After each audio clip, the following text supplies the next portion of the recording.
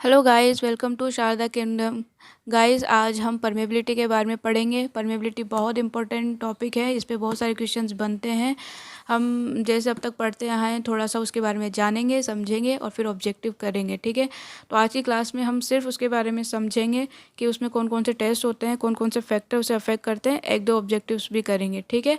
और next class में permeability same इसी टॉपिक को हम लेंगे और इस पर हम ऑब्जेक्टिव क्वेश्चंस करेंगे।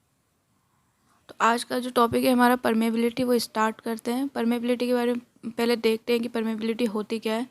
Permeability is the ease with which water can flow through any medium. कहना चाहता है कि कोई भी मीडियम हो जिसमें वाटर इजीली फ्लो कर पाता है, उसको हम बोलते हैं परमेबिलिटी। ठीक है। Knowledge of permeability is essential in a number of soil engineering. क्यों पढ़ते हैं हम परमेबिलिटी को, उसकी नॉलेज क्यों ज़रूरी है, क्या काम में आती है ये इंजीनियरिंग में हमारे इसमें, तो वो बताना चाह रहा है कि knowledge of permeability is essential in a number of soil engineering such as settlement of building, yield of wells, seepage through and below the earth surface. ठीक है। तो इन चीज़ों के लिए हम परमेबिलिटी के पढ़ते हैं, क्योंकि जब इन चीज़ों को हम जब देखते हैं, इन चीज़ों को जब हम डिज़ाइन करते हैं, तो परमेबिलिटी एक इम्पोर्टेंट रोल प्ले करता है, एक इम्पोर्टेंट फैक्टर है। इस वजह से पहले परमेबिलिटी चेक कर ली जाती है जब इन चीज़ों को हम डिज़ाइन कर रहे हैं, या इन चीज़ों की हम जब भी हम चेक कर रहे हैं या समथिंग जो भी कर रहे हैं, तो उसके लिए हम परमेबिलिटी को पहले चेक कर लेते हैं। ठीक है। उसके बाद में परमेबिलिटी के मेथड्स पे चलते हैं। परमेबिलिटी के बहुत सारे मेथड्स हैं। तो जो हम पढ़ रहे हैं, ऑब्वियसली हम जेईएन के एग्ज़ाम के अकॉर्डिंग पढ़ रहे हैं। तो सबसे पहले तो जो पढ़ने का तरीका है इसका कि यह है कि जितने भी हमारे पास में टेस्ट हैं या मेथड्स हैं परमेबिलिटी को निकालने के लिए, उनके नाम हमें 100% याद रहने चाहिए। प्लस अगर उनमें कुछ कुछ छोटे मोटे उनमें चीज़ें हैं जो हमें याद रखनी है, और किसी किसी में फॉर्मूले भी हैं, डायरेक्ट क्वेश्चन बनते हैं, तो वो भी हमें देखने हैं। ठीक है। एक एक करके चीज़ें देखते जाइए और समझते जाइए। धीरे धीरे जैसे जैसे आप समझते जाएंगे चीज़ों को, तो वैसे वैसे आपको याद आने लगेंगी चीज़ें, क्योंकि आपने अगर नहीं पढ़ा है बहुत टाइम से, या आपने पढ़ाई छोड़ी है, या अब आप पढ़ाई वापस से स्टार्ट कर रहे हैं, तो आपको धीरे धीरे चीज़ें समझ में आ जाएंगी। और जिन्होंने पहले पढ़ा हुआ है उनके लिए एक रिवीजन होगा, प्लस वो अपनी नॉलेज को यहाँ पे चेक कर सकते हैं कि वो कितना है, कितना पढ़ सकते हैं, और कितना उनके जो ऑब्जेक्टिव अब तक जो लगाते हुए आए हैं उनमें वो कितना रटते थे और अब कितना समझ पा रहे हैं। ठीक है। तो हम मेथड से स्टार्ट करते हैं। पहला मेथड है लेबोरेटरी मेथड। तो परमेबिलिटी को हम पहले लैब में भी चेक कर सकते हैं। उसका फर्स्ट मेथड है constant head permeability test. Lab में पहला टेस्ट है कांस्टेंट हेड परमेबिलिटी टेस्ट। क्या बोला गया? It is use for course soil. Course soils के लिए यूज़ होता है। फर्स्ट ऑब्जेक्टिव यहीं से बन जाता है। सेकंड है कि इसमें जो डिग्री ऑफ सेचुरेशन होती है वो 100% होती है। ठीक है। तो लेबोरेटरी टेस्ट में फर्स्ट टेस्ट है कांस्टेंट हेड परमेबिलिटी टेस्ट, और इस टेस्ट को कोर्स सॉइल्स के लिए काम में लिया जाता है। इस टेस्ट के अंदर डिग्री ऑफ सेचुरेशन 100% होता है, और इसमें जो फॉर्मूला दे रखा है Q इक्वल्स टू KIA। ठीक है। हमें क्या निकालनी है? परमेबिलिटी। तो Q इक्वल्स टू क्या हो जाएगा? I/A। और हमें पता है कि I क्या होता है? H/L होता है। हाइड्रोलिक ग्रेडियंट होता है ये। तो हेड लॉस अपॉन जितना भी लेंथ पर फ्लो हो रहा है उसको लेते हैं यहाँ पर, टोटल लेंथ को। तो आई इक्वल्स टू, जब यहाँ पर आई की वैल्यू एल रख देंगे तो क्यू बराबर हो जाएगा आई की वैल्यू रख रहे हैं हम, तो एच एल, और यहाँ पर ए तो था ही सही, तो ये हो जाता है के, यानी कोफिशिएंट ऑफ परमेबिलिटी का formula constant head permeability test के लिए ये क्या है? क्यू इक्वल्स टू के आई। ये क्या है? डार्सियस लॉ पढ़ा है? डार्सियस लॉ दिया है डार्सियस ने। उसने जो फ्लो निकालने के लिए 100% सेचुरेशन जब सॉइल होती है उसके लिए उसने ये फार्मूला निकाला है। तो ये फार्मूला वहीं से आया है, Q इक्वल्स टू KIA। यहीं पर वो यूज आएगा। प्लस यहाँ पर I की वैल्यू जो हम पुट करेंगे H/L करेंगे, क्योंकि किसी भी एपरेटस में अगर हम परमेबिलिटी की टेस्टिंग कर रहे हैं तो उसका हेड लॉस भी होगा, उसकी लेंथ भी होगी, उसका एरिया भी होगा, सब कुछ होगा। तो जो भी क्वेश्चंस में दिया होगा उसको हमें ध्यान से पढ़ना है चीज़ों को, और उस हिसाब से हमें फॉर्मूला यूज़ करना है। ठीक है। इतना समझ में आ गया होगा। नेक्स्ट पे चलते हैं। लेबोरेटरी टेस्ट में सेकंड है वेरिएबल हेड परमेबिलिटी टेस्ट। पहले था कांस्टेंट हेड, अब है वेरिएबल हेड। किसके लिए काम में आता है? यूज्ड फॉर फाइन सॉइल, ठीक है, फाइन सॉइल्स के लिए काम में आता है। Second, undisturbed specimen are generally used. Undisturbed specimen मतलब कि हमने जब कोई भी स्पेसिमेन लिया है तो वो उसकी जो प्रॉपर्टीज़ होनी है वो अनडिस्टर्ब होनी चाहिए, ठीक है, उसकी प्रॉपर्टीज़ में कोई डिफरेंस नहीं होना चाहिए। इसका जो थर्ड है वो फॉर्मूला है 2.303 into A L upon A into T into log base 10 H1 upon H2। ये इसका फॉर्मूला होता है। डायरेक्ट हमारे पास में क्वेश्चन आते हैं, ये फॉर्मूला पूछ लिया जाता है, ठीक है। फॉर्मूले के थोड़ी सी चीज़ें दी हुई हैं कि टी क्या है, यहाँ पर टाइम डिफरेंस है, ठीक है। टी जब होगा तो T2 माइनस T1 होगा। यहाँ पर दो हेड है, H1 upon H1 and H2, ठीक है। ये एल है, मतलब कुछ एपरेटस मैं आपको थोड़ा सा दिखाने की कोशिश करती हूँ ताकि आपको थोड़ा सा पिक्चर क्लियर हो। यहाँ पर मान लीजिए कोई एपरेटस है, ठीक है, तो एक तो इसका एरिया प्लस ये जो इसका एरिया होगा वो इसमें स्मॉल ए होगा, इसका जो एरिया होगा ये कैपिटल ए होगा एपरेटस का, ठीक है। तो इस तरह से दिया हुआ है। लेंथ जब फ्लो करेगा पूरे उस पर जितने भी पे फ्लो करेगा, ठीक है, हेड लॉस कितना होगा, यहाँ से यहाँ तक कितना हेड लॉस जा रहा है, तो वो सारी चीज़ें हैं, ठीक है। एपरेटस कुछ इस तरह से होता है।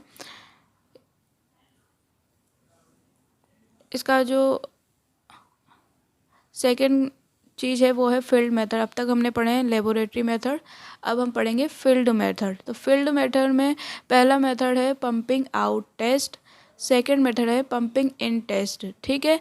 ये जो है जो भी हमारे इंजीनियरिंग के लार्ज प्रोजेक्ट होते हैं ना उनके लिए काम में आता है ये, ठीक है। डायरेक्ट क्वेश्चन बनता है इस पे वन लाइनर कि लार्ज इंजीनियरिंग प्रोजेक्ट पे कौन सा जो मेथड है वो काम में लेते हैं, तो पंपिंग आउट टेस्ट होता है। पंपिंग इन टेस्ट ये स्मॉल एरियाज़ के लिए काम में आता है, ठीक है। मे बी होल टाइप में भी एक स्ट्रक्चर हो सकता है, होल टाइप के लिए भी काम आता है, ठीक है। सी पे चलते हैं, यानी इसका जो थर्ड है वो है कैपिलरी परमेबिलिटी टेस्ट, ठीक है। कैपिलरी ये यूज़ फॉर अनसेचुरेटेड सॉइल के लिए सबसे इंपॉर्टेंट चीज़ है कि वो क्या पूछ सकता है इसमें से कि यही अनसेचुरेटेड सॉइल के लिए ये टेस्ट काम में लिया जाता है, ठीक है। और लास्ट है इनडायरेक्ट टेस्ट। इनडायरेक्ट टेस्ट में आता है computation from the consolidation test data, यानी CV। एक रिलेशन होता है इनके बीच में K=CV MV और गामा W, बहुत इंपॉर्टेंट चीज़ है ये। तो अगर ये कोफिशिएंट ऑफ कंसोलिडेशन जो होता है वो ये होता है, ठीक है। तो इस तरीके से ये दोनों रिलेट करते हैं, कौन, कोफिशिएंट ऑफ परमेबिलिटी और कोफिशिएंट ऑफ कंसोलिडेशन डाटा, ठीक है। तो एक तो इस तरीके से हम कंसोलिडेशन डाटा से परमेबिलिटी निकालते हैं, दूसरा है particle size and specific surface. ये भी आगे हम देखेंगे कि कैसे परमेबिलिटी को इफेक्ट करता है, ठीक है, जब फैक्टर्स पढ़ेंगे तब। तो उससे भी इनडायरेक्टली तरीके से परमेबिलिटी निकाली जाती है। धीरे धीरे समझते जाना, ऊपर से नहीं जा रहा हो, ध्यान से धीरे धीरे चीज़ें समझते जाना, ठीक है। यहाँ पर टेस्ट इसके कंप्लीट हो जाते हैं। पहला टेस्ट था लैब का, दूसरा टेस्ट था फील्ड का, तीसरा टेस्ट है इसका ये कैपिलरी परमेबिलिटी वाला, और फोर्थ है इनडायरेक्ट टेस्ट, ठीक है। 4 तरह के टेस्ट है। इन 4 तरह के टेस्ट में सब पार्ट भी दिए हुए हैं, याद रखने हैं एक एक चीज़ क्योंकि इन पे वन लाइनर बनते हैं, ठीक है। नेक्स्ट चलते हैं। फैक्टर्स जो कि परमेबिलिटी को अफेक्ट करते हैं वो कौन कौन से, बहुत इंपॉर्टेंट है, बहुत ज़्यादा इम्पोर्टेंट है, ठीक है। पहला है पार्टिकल साइज जो कि डायरेक्टली प्रोपोर्शनल होता है। K होता है C×D10 का स्क्वायर। यह है पार्टिकल साइज, हमने पार्टिकल साइज डिस्ट्रीब्यूशन में भी पढ़ा था। तो ये पार्टिकल साइज है D10 का स्क्वायर। C ये कांस्टेंट होता है जिसकी वैल्यू 1 होती है, ठीक है। और ठीक है, तो ये फॉर्मूला याद रखना है कि C×D10 का स्क्वायर डायरेक्टली प्रोपोर्शनल होता है। डायरेक्टली फॉर्मूला पूछा जाता है या फिर वैल्यूज़ पूछ ली जाती है, देखिए, ठीक है। सेकंड पॉइंट पे चलते हैं कि जो वॉइड रेशो होता है वो इन्वर्सली प्रोपोर्शनल होता है परमेबिलिटी के। K=E³ आप यहाँ पर देख रहे होंगे कि आपको लग रहा होगा कि ये तो इन्वर्सली नहीं है, ये तो प्रोपोर्शनल है, लेकिन ये इन्वर्सली प्रोपोर्शनल होता है इसके, ठीक है। चीज़ें याद रखनी है। नेक्स्ट पे चलते हैं, इफेक्ट ऑफ परमिएंट। अब परमिएंट में क्या क्या आता है, K=γ/μ, unit weight upon viscosity, ठीक है। अब विस्कोसिटी, अब यहाँ से देखोगे आप के इक्वल्स टू, ये यूनिट वेट के तो प्रोपोर्शनल है, यहाँ से देखा अपन ने के इक्वल्स टू होता है गामा अपॉन म्यू, ये होते हैं परमिएंट, इनको बोलते हैं परमिएंट, ठीक है, गामा और म्यू को। तो ये जो होता है ये यूनिट वेट के तो प्रोपोर्शनल होता है, लेकिन ये इन्वर्सली प्रोपोर्शनल होता है विस्कोसिटी के, ठीक है, ध्यान रखना है। तो ये चीज़ हो गई कंप्लीट हमारी। अब फोर्थ पे चलते हैं, shape of particle. Shape of particle या शेप फैक्टर बोल लीजिए, तो K equals to proportional to 1/CS। Shape factor को CS से रिप्रेजेंट करते हैं, इन्वर्सली प्रोपोर्शनल होता है। फिर फोर्थ पॉइंट कंप्लीट। फिफ्थ पे चलते हैं, specific surface area K is inversely proportional, K equals to या inversely proportional to specific surface या सरफेस एरिया का स्क्वायर, ये इनका रिलेशन होता है, ठीक है, इन्वर्सली में। याद रखनी है चीज़ें, भूल नहीं जाना है, और एक एक चीज़ को देखते जाइए, समझते जाइए, सब धीरे धीरे याद होता जाएगा आपको और याद भी आता जाएगा। नेक्स्ट चलिए 6 पॉइंट है, के इक्वल्स टू, ये हमने डिस्कस कर चुके हैं। फॉर्मूला होता है CV, MV और गामा W। CV क्या होता है, coefficient of consolidation. Gamma W क्या होता है, यूनिट वेट ऑफ वाटर।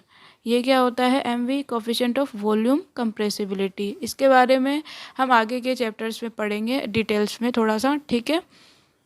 तो ये हो गए यहाँ पर फैक्टर्स अफेक्ट जितने भी करते हैं परमेबिलिटी को। आगे चलते हैं।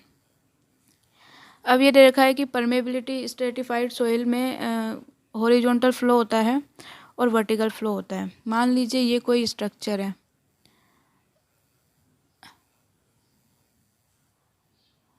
ठीक है, यहाँ पर फ्लो हो रहा है Q1, यहाँ पर फ्लो हो रहा है Q2, यहाँ पर फ्लो हो रहा है Q3, यहाँ पर Q4 फ्लो हो रहा है, ठीक है। यहाँ की परमेबिलिटी है K1, हाइट है H1, यहाँ का परमेबिलिटी K2, हाइट है H2, यहाँ की परमेबिलिटी है K3, हाइट है H3, यहाँ की परमेबिलिटी है K4, हाइट है H4। टोटल हाइट कितनी है, H, ठीक है, इतना समझ में आ रहा है। पूरा डायग्राम है, यहाँ पर मैंने सब पार्ट किए हुए हैं, ये K1 के H1, ये K2 H2, ये K3 H3, ये K4 H4। अब मैं क्या समझाना चाहती हूँ कि जब हॉरिजॉन्टल फ्लो लिखा तो इसको ऐसे लिखेंगे, हॉरिजॉन्टल फ्लो की परमेबिलिटी KH, ठीक है, निकालेंगे कैसे, K1 H1, K2 H2, और जितने भी होंगे, 3 होंगे, 4 होंगे, 5 होंगे, 6 होंगे, जितने भी होंगे वो सब कुछ, ठीक है, अपॉन, हाँ, तो K1, सॉरी गाइस,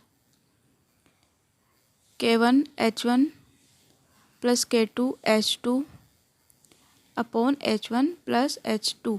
क्या है ये, KH, हॉरिजॉन्टल फ्लो जब होगा, ठीक है, हॉरिजॉन्टल डायरेक्शन में। या कभी कभी दिया जाता है कि पैरेलल है, मतलब जो भी बेडिंग प्लेन है उसके पैरेलल फ्लो हो रहा है तो वो क्या होता है, हॉरिजॉन्टल है, ठीक है। जब परपेंडिकुलर बोल दिया जाएगा, बेडिंग प्लेन के परपेंडिकुलर फ्लो हो रहा है तो वो वर्टिकल फ्लो होता है, ठीक है।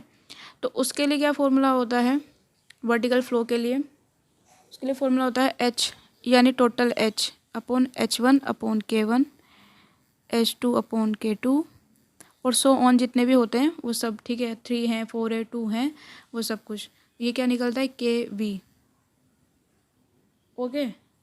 और एक चीज़ और यहाँ पर ध्यान देने वाली बात है कि KH जो होता है वो ऑलवेज ग्रेटर देन होता है KY के, कि यहाँ की जो परमेबिलिटी होती है वो हमेशा ज़्यादा मिलेगी हमें एज़ कम्पेयर टू KY के, क्योंकि फ्लो भी क्या कहते हैं, बेडिंग प्लेन है, फ्लो भी सेम डायरेक्शन में हो रहा है, ठीक है, तो कोई रेजिस्टेंस इतनी है नहीं वहाँ पर, तो परमेबिलिटी ज़्यादा मिलती है KH डायरेक्शन में, ठीक है। नेक्स्ट पे चलते हैं। ये एक टेबल है, डायरेक्ट याद करनी है, जैसे सॉइल का टाइप दे देगा, ठीक है, या फिर कोफिशिएंट ऑफ परमेबिलिटी दे देगा, या ड्रेनेज करेक्टरिस्टिक शायद ही देता है, वो बहुत कम देता है, ठीक है। या फिर पूछ लेता है कि भाई कोफिशिएंट ऑफ परमेबिलिटी इतनी है तो ड्रेनेज करेक्टरिस्टिक क्या होगा या सॉइल का टाइप क्या होगा। तो 4 तरह की होती है इस अकॉर्डिंग। ग्रेवल होती है, तो ग्रेवल होगा तो ग्रेटर देन 1 होती है कोफिशिएंट ऑफ परमेबिलिटी सेंटीमीटर पर सेकेंड में, और ड्रेनेज करेक्टरिस्टिक होता है परवियस। जब सॉइल हमारी सैंड है, ठीक है, तो 1 से लेके 10⁻³ सेंटीमीटर पर सेकेंड तक सैंड के लिए कोफिशिएंट ऑफ परमेबिलिटी की रेंज है ये, ठीक है। ड्रेनेज कैरेक्टरिस्टिक्स क्या होता है, परवियस होता है।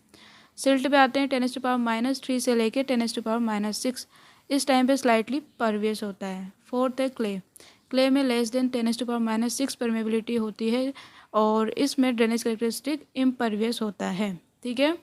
रेंज याद रखनी है, वन लाइनर क्वेश्चन बनते हैं, ऑब्जेक्टिव क्वेश्चन आते हैं इसके ऊपर। सेंटीमीटर पर सेकंड में है वैल्यूज़, कभी कभी वैल्यूज़ mm में भी दे दी जाती है, या मतलब यूनिट्स चेंज कर दी जाती है ओबियसली, तो हमें यूनिट का ध्यान रखना है कि कौन कौन सी यूनिट है, ठीक है।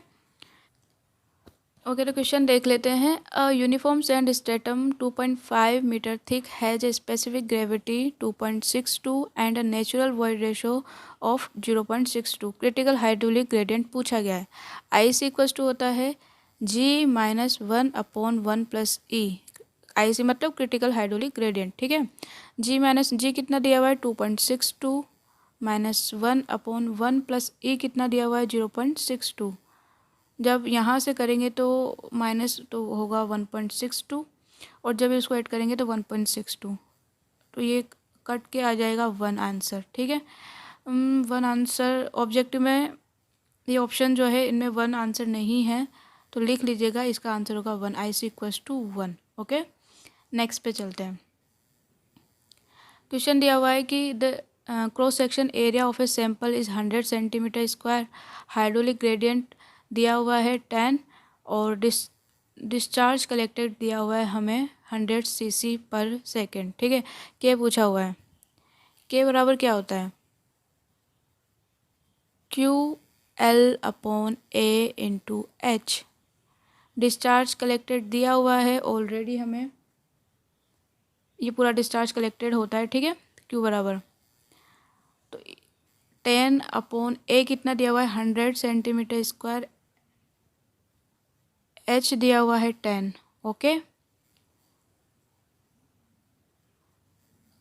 तो K इक्वल्स टू आ जाएगा 10⁻⁻² सेंटीमीटर पर सेकेंड, ठीक है। K इक्वल्स टू होता है 10⁻⁻² सेंटीमीटर पर सेकेंड, यह इसकी होती है यूनिट, ठीक है। समझ में आया कैसा आया ये क्वेश्चन। K बराबर Q/L/A इंटू H।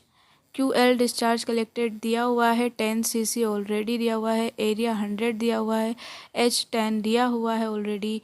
जब हम सोल्व करेंगे तो 1/100 और जब इसको हम लिखेंगे तो 10⁻⁻² सेंटीमीटर पर सेकेंड, ठीक है। तो यहाँ से ये आंसर इसका आ जाएगा सेंटीमीटर पर सेकेंड में, ठीक है। तो आज के लिए इतना ही गाइस। अगर आपको वीडियो अच्छी लगी हो तो लाइक कीजिए, सब्सक्राइब कीजिए और ज़्यादा से ज़्यादा शेयर कीजिए और आपका प्यार बनाए रखिए, सपोर्ट करते रहिए। और अगर आपको कुछ भी ऐसा लगता है कि कुछ चीज़ चेंज कर सकते हैं, कुछ चीज़ें आपकी कुछ भी एडवाइस हो रिगार्डिंग हम जो भी पढ़ रहे हैं या समथिंग, तो आप प्लीज़ बताइए मुझे कमेंट में। और मिलते हैं हम नेक्स्ट वीडियो में। थैंक यू सो मच दोस्तों।